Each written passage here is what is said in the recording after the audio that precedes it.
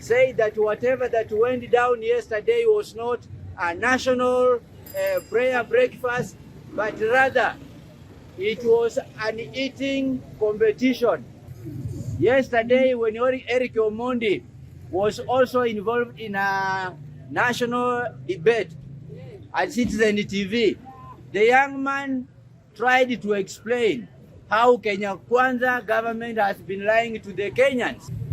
Na swali lingine, after watu watano up to 10 wamecomplete your unit in 1 year time, kazi yao itakuwa imeishia hapo ama wataendelea na kazi zao? Bas.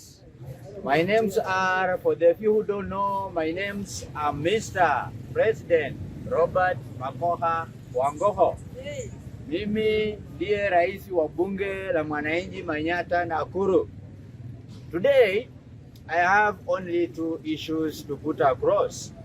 Remember what I told you, huwa nasema tunakula kushiba, hatukuli kumaliza. There is no point of me repeating every bit of what the members have already said.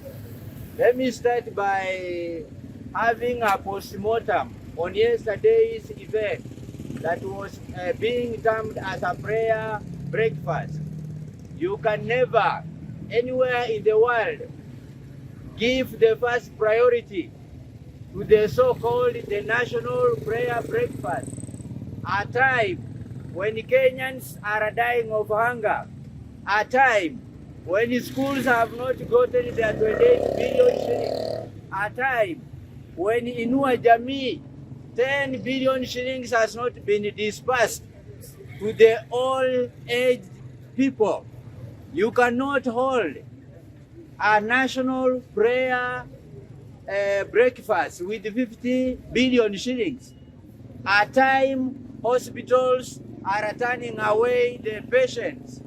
Hospitali zinafukuza patients kwa sababu serikali ya Kenya Kwanza haijalipa 20 billions to the hospitals.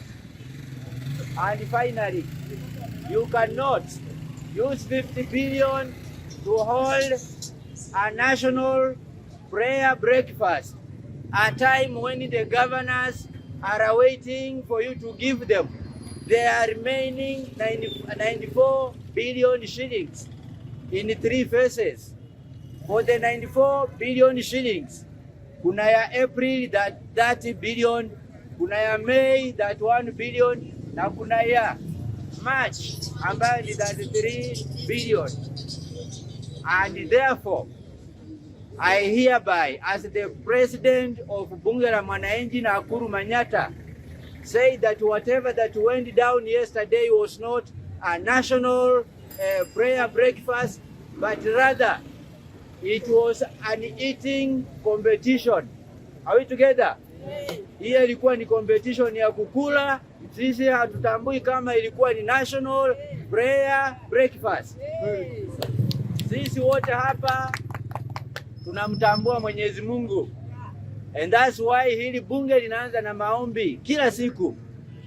Therefore, you as the head of state will have come up with a plan because of the poor economy inflicted by Kenya Kwanza government. Ungesema Sunday ikifika, watu waende kwa makanisa yao na waombe Mungu wao, Mungu atapata hiyo maombi na atatusaidia. Huwezi tumia 50 billion ama 100 billion kuhold meeting ya watu kukunywa chai hapo na masmoki na chapati, unatuambia ni prayer breakfast. Hatukubali hilo, naendelea kufanya tu hivyo. Watoto wakifukuza shule, wagonjwa wakifukuza hospitali, wamama wazee wakikufa, na magovernors wakikosa kuendeleza devolution kupitia kwa jina lako president.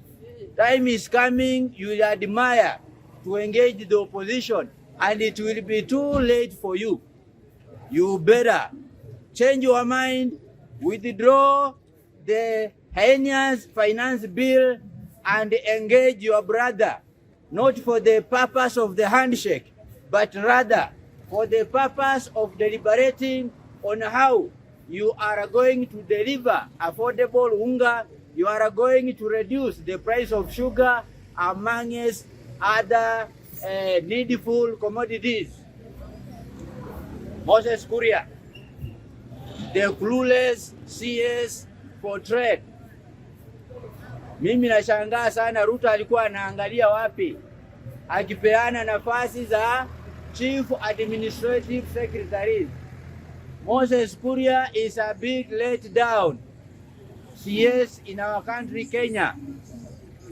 Yesterday, when Eric Omondi was also involved in a national debate at Citizen TV, the young man tried to explain how Kenya Kwanza government has been lying to the Kenyans. But in a quick rejoinder, in a quick response, the clueless Moses Kuria blamed Eric Omondi and said that he funded for his United States of American trip. Moses Kuria, don't think we are fools.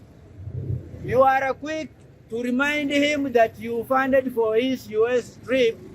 At time we are aware that Raila Odinga funded your education at the University of Nairobi. You were later convicted in Saudi Arabian jail for having stolen some money. It is the same Raila Odinga who bailed you out. Why did you not mention that one yesterday? For you to be very quick to mention how you helped Eric Omondi go to America. For your information, be informed that Eric Omondi is 100 times better than you. Sijui vile ulichomeka miguu, akili pia ilichomeka. Because a person with brains cannot sit on a national television and then try to castigate a young man of the caliber of Eric Omondi just because Eric is fighting for the common man, just because Eric is defending his colleagues who are the content creators in Kenya. I say shame on you, and also your time is coming. Utaenda nyumbani.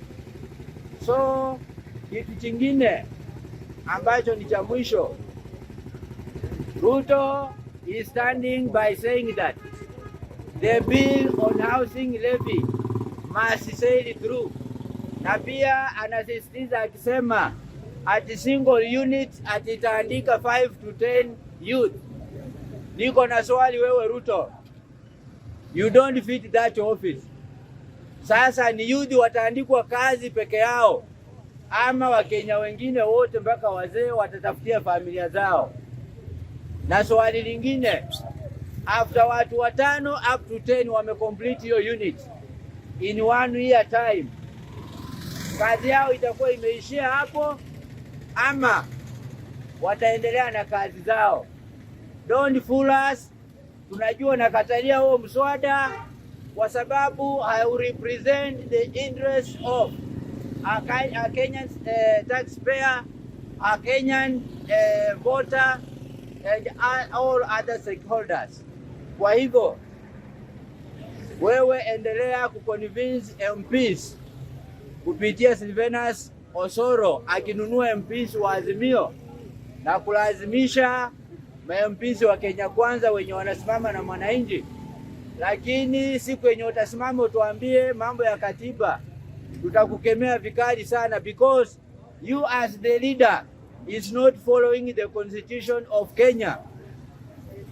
I say kudos to Mama Gathoni wa Mshomba. Despite being elected on the Kenya Kwanza ticket, that woman has come out publicly to tell off William Ruto. She has come out publicly to say that she's not going to be coerced to vote for the bill that does not stand with the common mwananchi who voted her. Na tunataka wanawake kama hawa Kenya, sio wanawake wenye wanaramba miguu ya Ruto na maisha inaumiza watu ambao waliwapeleka parliament. So Gathoni wa Mchomba, tuko na wewe, and nobody is going to threaten you because you have spoken for the people who elected you. The people of Kiambu, exercise their civic duty to make sure that they vote you to the National Assembly. Therefore, the rest of the members of parliament in Kenya should borrow a leaf from you so that they also ignore the threats from the president so that they vote against the bill. Na wananchi, neno la mwisho, maandamano ishaonekana. Wewe unaona kuna uwezekano tutakuwa na mazungumzo tena? Hakuna. Sasa wewe kaa tayari, tafuta maji yako kwa chupa ya plastic. Maandamano iko, ni vile hatujapiga firimbi. Na tukishapiga firimbi, wewe kwa umetusaidia, uko na watu kama 10, kila mmoja wetu atafuta watu 10 ambao watakuwa timu yetu. Tutaenda kuandamana kwa sababu it is provided for in our Kenyan constitution of the year 2010. That's why tulikuwa tunasema wale washenzi walikuwa wana arrest the demonstrators in Nairobi. We say shame on you, because those people are not carrying any weapon.